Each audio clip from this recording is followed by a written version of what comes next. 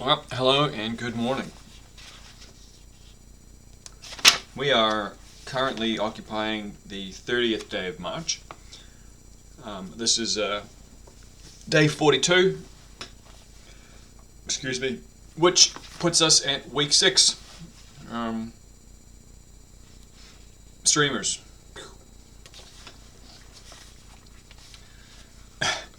Be nice to have something like that where you could just voice command out celebratory things. Anyway, so week 6, normally at this time I would be, as I said yesterday, I would be heading off to the dispensary as soon as they opened to spend $200 on a bunch of marijuana to enjoy myself over the next couple of weeks. Of course, I would say yes. I'm going to ration it all out, and I'm not going to go through it all, but it'll go in a week, and then I would be back where I started from, back to the shitty cycle where I use and use and use and feel bad, and then have to do things that make me feel better all day. However, this one has been different for a variety of reasons. This quit, in particular with the video games, this quit has been a different one in that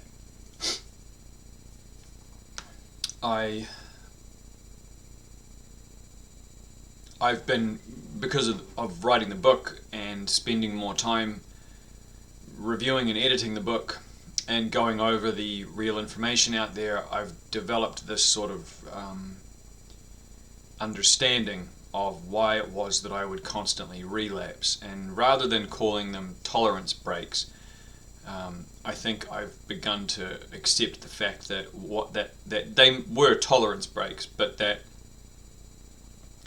I was never going to quit permanently, and so that was what allowed me to sort of think, well, it's only 6 weeks, and then I'll get to the end of 6 weeks and I can go back to that behavior. Whereas this time around, it's been much more instructive.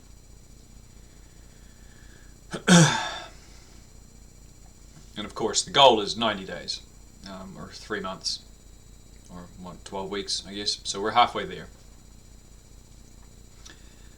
But regardless, it's going better than the last 6 weeks because I've been more productive. My eyes have been open a little more, and I've been able to take stock of where I'm at.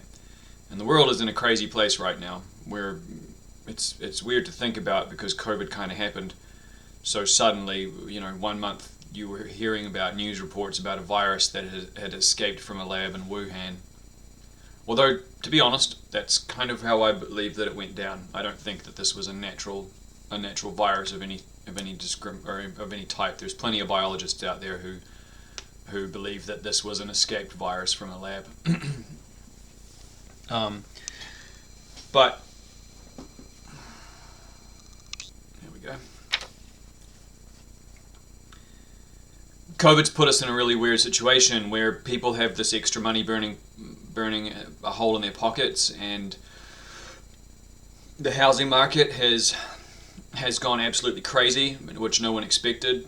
No one expected that remote working would become a real thing in the business world, and that people would actually look to move from inside the city or inside the city limits to outside the city limits. And so small towns that traditionally were cheaper to buy in have been flooded with people moving out. And because it's such a weird time, there's good and bad, right? In the bad, there's this sense of, well, just stay at home and stay insulated and don't think about anything. And in the good, there's so many opportunities now. If you're staying at home, or if your kids are spending more time at home, like, there's opportunities for good things, more time with your family, and the remote working, I think, is part of a cultural shift away from the whole notion of 8-hour workdays, particularly for people who are on salary.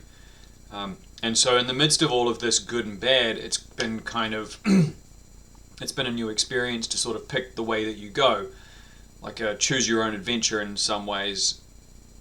some people have made the right choices and some people have made the wrong choices. Like, I think when I see people driving around with what I call COVID wagons, these luxury cars that people have bought using the money that they got from unemployment or the money that they got from the government stimulus checks.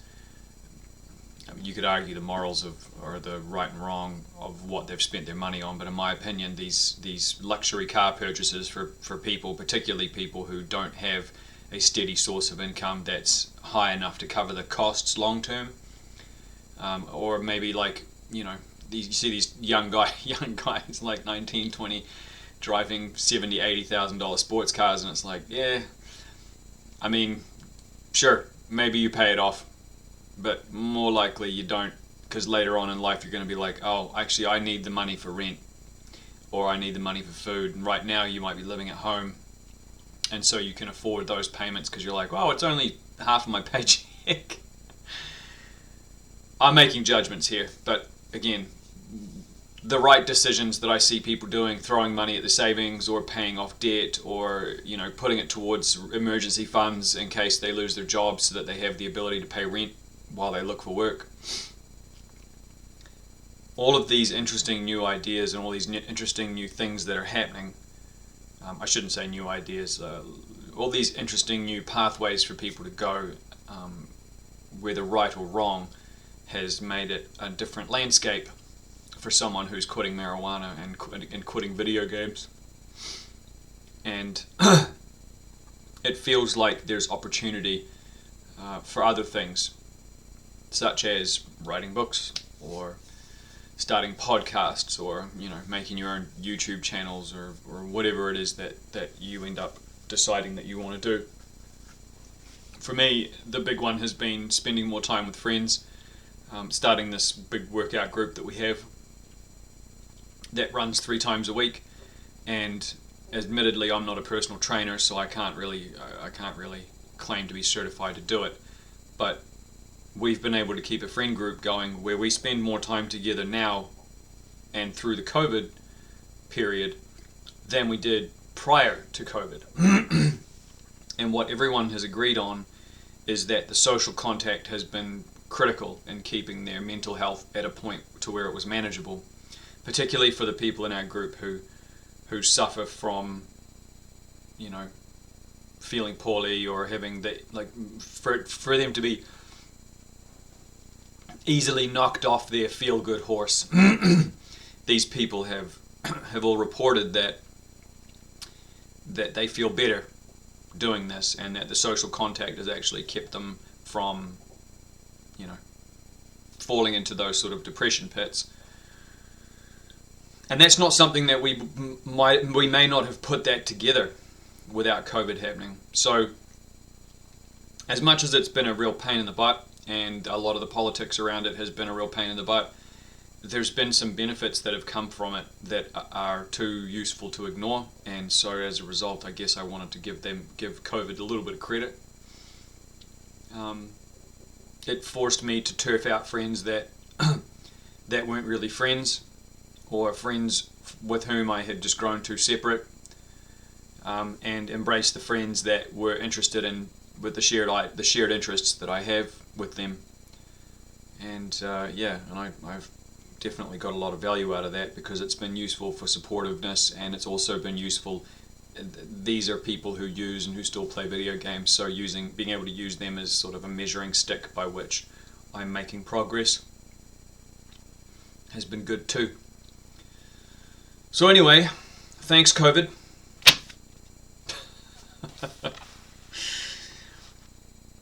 Thanks for forcing us to spend more time with our friends, and making sure that we kept our friend bubble tight. Looking back, I think we probably got it at one point. There was a period a few months ago, like prior to my quit actually, where I was having a lot of the symptoms I didn't realize that were symptoms of COVID, like shortness of breath and tinnitus and that kind of thing. And those things are past. And we feel better. Our friends group have always tested negative, and we haven't really split out with other people as much. And their other people have all been mask wearers and hand wringers. So yeah, so it's been pretty safe overall. Anyway, as far as the quit goes, though, there have been moments of weakness in the last 6 weeks, and building up to 6 weeks has been difficult. Multiple times through the course of the last 7 weeks or 6 weeks, I have felt like I needed to smoke marijuana for my libido, to help with a period where I had to take some drugs for my Crohn's. I've had weakness when it came to video games. Feeling bored during the day and being like, yeah, if I had a console down here, I could just play some games and that boredom would go away. And even some weakness with chasing tail. Like there was always a dopamine hit that I would get from successful conquest of chasing ass, and some of the targets that I may have set in the past have sort of floated past, and it's been like at a fair, the duck shoot where the ducks go by and you. It's been like that, the white tail kind of flashing at me as it goes by, and I've been like, yeah, I don't get me wrong, I know that it's exciting to chase that, but at the same time, once I'm done chasing it, it's there's just a big empty hole there. And that when I was filling that hole with, no pun intended, when I was filling that hole with activities that were just dopamine related, so chasing skirts and drugs and video games and shit quality, good tasting food, I was unhappy, because you can't fill a hole with sugar. You can't fill a hole that's got water in it with sugar. You can't fill a hole with candy floss and other rubbish. You need to fill a hole with something substantial. And what I learned was that filling the hole with more time spent with friends, more time working out, more time working, but also picking recreational activities and then engaging in them appropriately was the way to get out of those habits. So yeah, and it's also interesting to see that even at 6 weeks, those weaknesses are still there. I knew that they were still going to be there. I knew that it was going to get to 6 weeks and still have to deal with a lot of the same old urges. But the difference is that I'm not going after them unconsciously like I was before. Like I would just pick up my phone and start texting. I would just pick up the pen and just stick it in the mouth and start puffing away on it. Those things don't happen unconsciously anymore. Everything feels more intentional, and I think that's key. Is that as long as you're able to keep modifying your goals and keep modifying your behavior through the course of time, once you get out of those first few weeks where it's mostly physical, as long as you're intentional about what you're doing, you should be able to maintain what you're doing. And then when something big and bad hits, you have enough practice of being intentional for you to be able to sit down and go, okay, I'm not going to use this as an excuse for relapsing. I'm going to instead intentionally focus on what the problem is, how I can solve it, or whether I can solve it or not, and then if I can't, putting it out of my mind so I don't feel like it's something that's dragging me down. I know I've said this before in these videos, but I feel like one of the things that's got us so crazy about politics right now is that everyone wants us to care about everything. And as human beings, we're not wired for that. And it's what's causing the de-evolution of our society, is that there's too much information, there's too much access to too much stuff. And you're just one person in the middle of this fucking hurricane of information.